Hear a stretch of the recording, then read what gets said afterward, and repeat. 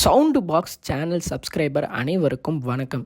வீர தீர சூர இந்த படம் பார்ட் 2 ஃபஸ்ட்டு ரிலீஸ் பண்ணியிருக்காங்க. என்னடா இது ஃபஸ்ட்டு பார்ட் 2 ரிலீஸ் பண்ணிட்டு அப்புறம் பார்ட் 1னா இது என்ன புதுசாக இருக்கே அப்படின்னு நம்ம பார்த்தோன்னா, ஓகே பார்ட் 2 கதையை ஃபஸ்ட்டு சொல்லிவிட்டு இதில் நிறைய கொஸ்டின்ஸும் வச்சுருக்காங்க.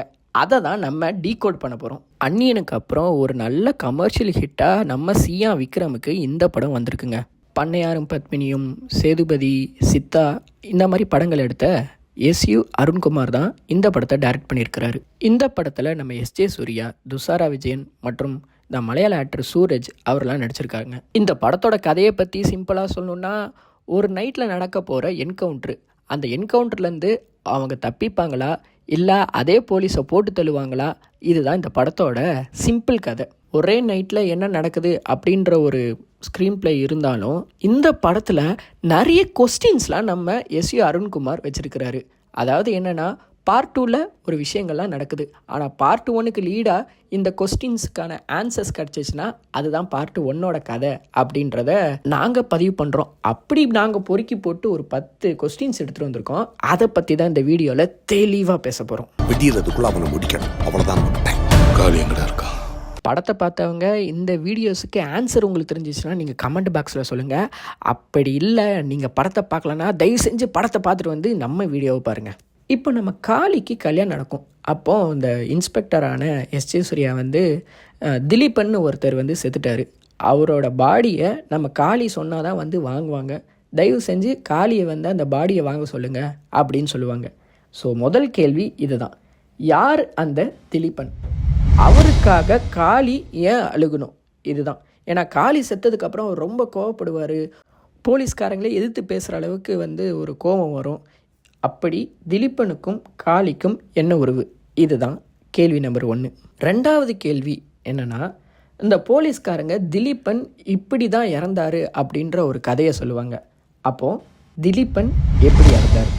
எதற்காக போலீஸு திலீபனை கொன்னாங்க? இது முன்பகையா? திலீபனுக்கும் அவங்களுக்கும் என்ன சம்மந்தம்? இதுதான் ரெண்டாவது கேள்வி. திலீபன் எப்படி இறந்தார்? தியேட்டரில் படம் பார்த்தவங்களுக்கு தெரியும். இந்த சீனுக்கு அப்புறம் நம்ம சியா விக்ரம் போலீஸ் ஸ்டேஷனுக்குள்ளே பூந்து தரமான சம்பவம் ஒன்று பண்ணுவார். அதில் தான் ஒரு கேள்வி என்னவென்றால், அந்த பெரியவர் அப்படின்னு சொல்லுவாங்க, பெரியவரை கொன்னதுக்கப்புறம் காளிக்கு என்ன ஆச்சு? ஏன்னா இந்த கொலையை அவர் பண்ணாலும் அடுத்தது வெங்கட் சரணடைஞ்சிருவார்.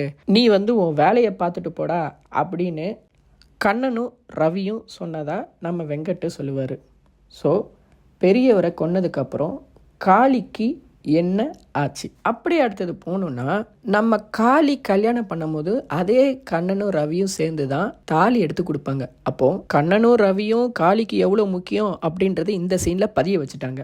ஆனால் லாஸ்ட் சீனில் அந்த பொண்ணு ஒரு வார்த்தை சொல்லும். என்னென்னா, நம்ம பண்ணதுக்கு இந்நேரத்துக்கு நம்மளை உள்ளே சேர்த்துருக்கக்கூடாது, ஆனால் அவள் உள்ளே உட்காந்து ஹார்லிக்ஸே கொடுத்துக்கிட்டு இருக்காங்க, இதில் ஏதோ தப்பாக இருக்குப்பா அப்படின்னு நம்ம ரவியோட பொண்ணு சொல்லுவாங்க.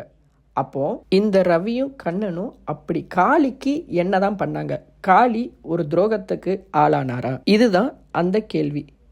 சின்னவர்னு சொல்கிற ரவி என்ன பண்ணதுனால காளி குடும்பம் அவங்க மேலே கோவப்படுது? ஏன்னா மொட்டை மாடியில் ரவி காலில் விழும்போது அவர் ஒய்ஃபான கலைவாணி வேணாம் நம்பாதடா அப்படின்னு சொல்லுவாங்க.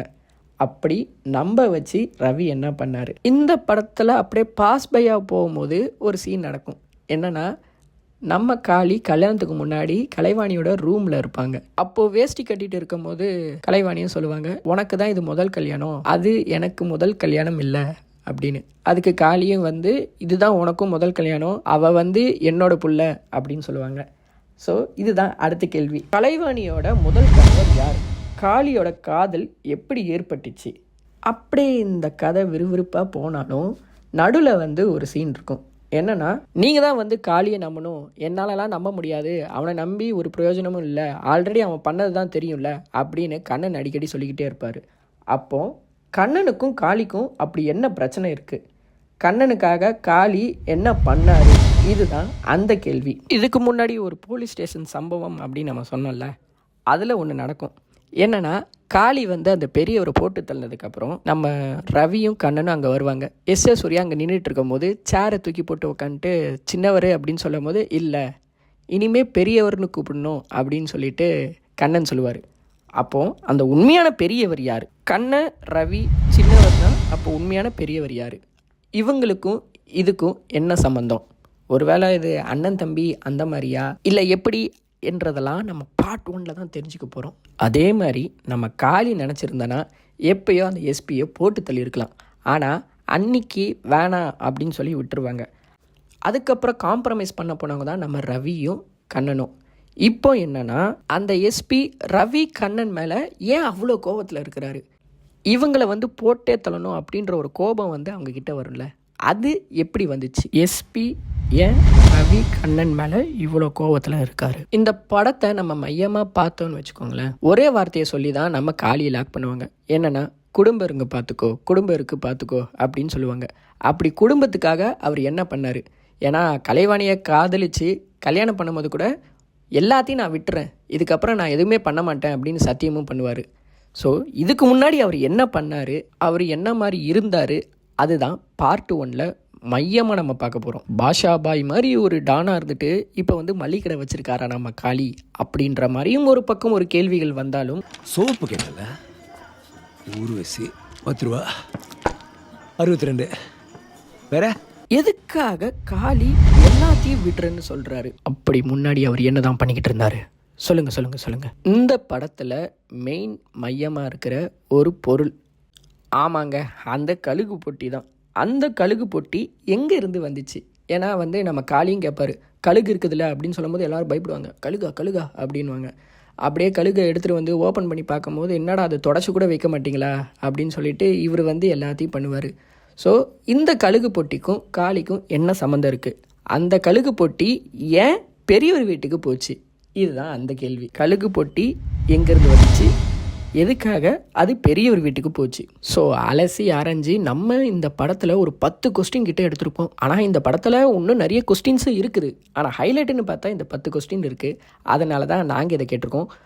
வேறு ஏதோ கொஸ்டின் இருக்குதுன்னு நீங்கள் ஃபீல் பண்ணிங்கன்னா அதை நம்ம கமெண்ட் பாக்ஸில் போட்டு விடுங்க. ஸோ இந்த வீர தீர சூர இந்த படம் பாகம் 2 பார்க்கலன்னா தயவு செஞ்சு போய் படத்தை பார்த்துட்டு வந்துட்டு இந்த கொஸ்டின்ஸுக்கு ஆன்சரும் பண்ணுங்கள். இந்த மாதிரி அடுத்தடுத்த வீடியோ வேணும்னா நம்ம சேனலை சப்ஸ்கிரைபும் பண்ணி வச்சுக்கோங்க. மறக்காமல் இந்த பெல் ஐக்கானையும் ப்ரெஸ் பண்ணிடுங்க. மிஸ் ஆகாதுல நான் பார்த்துக்குறேன்.